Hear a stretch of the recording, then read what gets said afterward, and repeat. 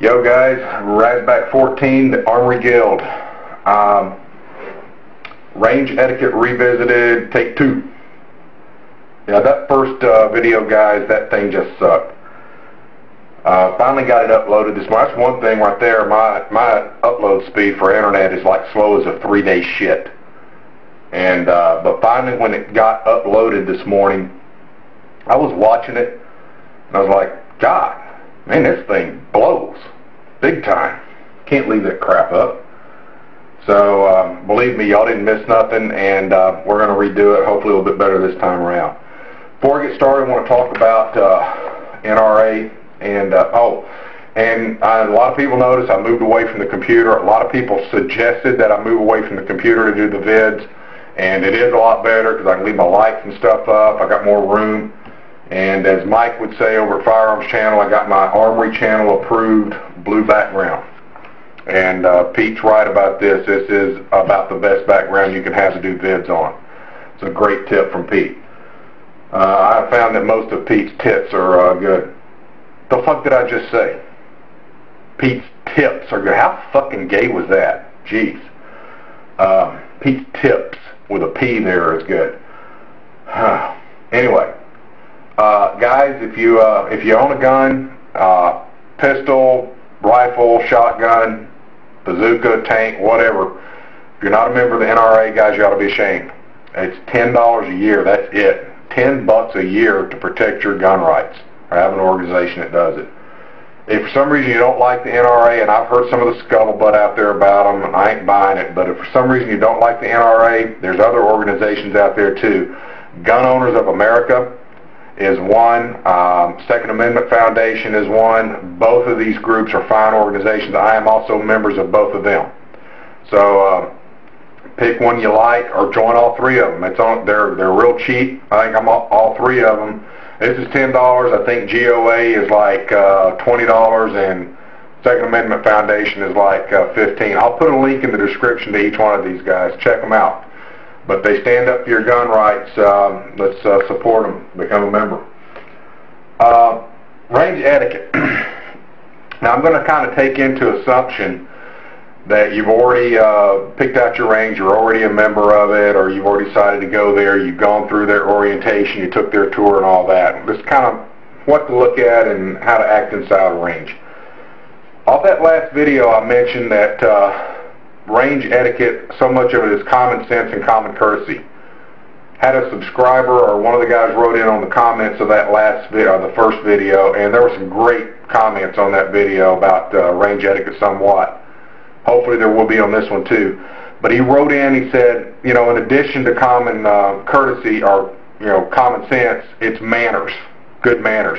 And that's exactly spot on. That's exactly right. When I was growing up, I mean, and I'm sure most of you guys too, you had manners. Your parents taught you manners. That's one job a parent has to do. And a lot of kids don't get it today, unfortunately, but that's one thing you need to do. I mean, it's you think back on some of the odds. I mean, don't talk with your mouth full. Say yes sir, no sir, yes ma'am, no ma'am. Bow your head and close your eyes when you pray. You know, don't interrupt. Don't interrupt adults. Straighten up, fly right. So far on down on the road. Other ones as well. But it's just manners. Manners and safety is so much. It's probably 95% of what range etiquette is all about. I have probably fired, not including the military ranges, probably 35 or 40 different ranges I've shot at over the years. Every single range, including the military ranges, by the way, have a set of rules that is specific to their range. And they could be extensive to not very many at all. In fact, one range I shot at in Mississippi, it was an open public range. It said this range is governed under the authority of the Mississippi State Wildlife and Game, blah, blah, blah, blah, blah. But it had one rule. It had range rules. One, be safe, don't shoot each other. And there was 2 bullet holes in that sign, so go figure that one. But what I'm saying is that ranges have rules, and they're posted. Most of them are posted. I've never seen a range yet that didn't have them posted somewhere. I'm sure there are some out there, but get a copy of it. If I don't have a copy of it, get you a pad and a pen and write them down. Learn your specific range rules and follow those rules, no matter what they are. And usually the first rule, or the first couple, center around safety. Now this isn't a gun safety video, but the 4 basic gun safety rules is treat every firearm like it's loaded. That's number 1. The number 1. And this one is. It's not chambered, but it is ready to go. All I got to do is rack the slide and I'm ready to shoot. So, treat every firearm like it's loaded. Don't horseplay with a firearm. Secondly, don't aim it at anything you're not willing to destroy. These things were designed to destroy their target, and that's what they do. So unless you're willing, if you're not willing to lose whatever you're pointing that thing at, don't point it at it. Thirdly, know your target and what's behind it. There's something behind that can sitting on that fence post. There's something behind that silhouette paper target that you're firing at. Know what it is if you're in any place other than a range. And even in a range, make sure that you're not in a ceasefire or there's nobody back there. And fourth, don't ever put your finger on the trigger until you're on target ready to fire. Those are the 4 basic gun safety rules. And usually those are incorporated within the range rules somewhere. So know those range rules and follow them. If you have, follow any commands by the range master. If you have a range master that supervises the range while you're shooting, any commands he gives, anything he tells you to do exactly what he says to do. That goes without saying. If you have a ranged tower, if you're firing at if you're firing at a range that's kind of more or less structured in a military faction, where you have a timed fire event, where you have like 5 minutes to fire, and then they cease fire, and you go check your targets and all that. Any commands from the tower, follow them. All ceasefires, all of them. Any commands that they give. Each range, especially in a target range, now I'm not going to talk about a tactical range. By the way, if you ever get a chance to shoot a tactical range, do it. Those are freaking a lot of fun. But each range is laid out in lanes. As I mentioned in that one video, kind of like bowling alleys. So you have your own lane, and back there at the firing line, you have your area. Okay, each shooter does. Don't invade another shooter's area. Okay. Don't interrupt another shooter while he's firing or right before he's getting ready to fire. Wait till he's done. If you want to ask him a question or talk to another shooter, wait till he's done, he's finished firing, he's cleared his weapon, and he's locked it, and then, go up and ask him. I mean, you don't have to be a snob for somebody you don't know. I mean, we're gun guys. Gun guys are cool, okay? So go up and talk to him, especially if you're a newer guy and you're worried. I had one subscriber wrote in, and this young man, and unfortunately we've all been through this, and I wrote him back, but he said, I'm in my early 20s, but I've been handling firearms for 10 years. But I feel like because of my age and this one jerk that you ran into, it's people like him that make it hard on other guys like me, because I have to reprove myself because of my age every time I go in there. And unfortunately, he's dead right. He is right. And so the only thing you can do in a situation like that is you keep doing the right thing over and over and over. Eventually you'll win the trust of those older guys that are in there.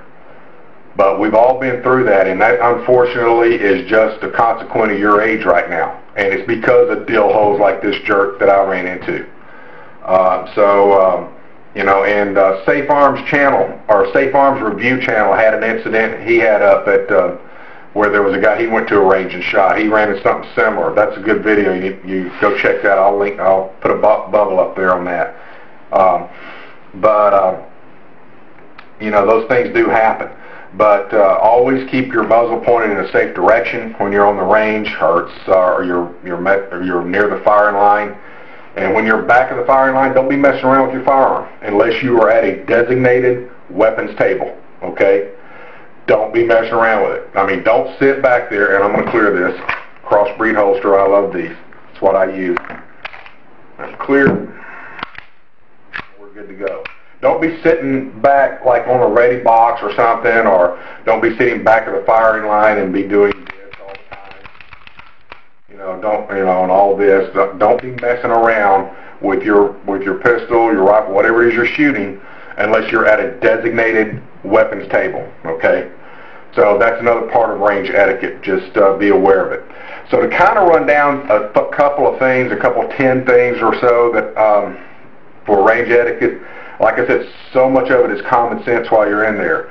Always follow all safety rules of the range, and that's the range rules. Any commands that are given by any range master or any tower, always follow them immediately. You see somebody not following the rules, fuck them. You follow the rules. Doesn't matter what they do. Even if it's somebody that's with you, explain to them that they should. If they don't, I would distance myself from that person. Okay, at least while you're at the range.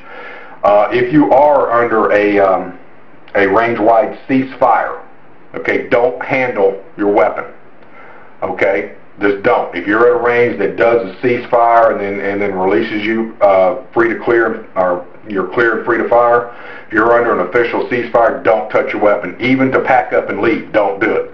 Put it down somewhere and don't handle it until you get an okay to. That's just part of common courtesy.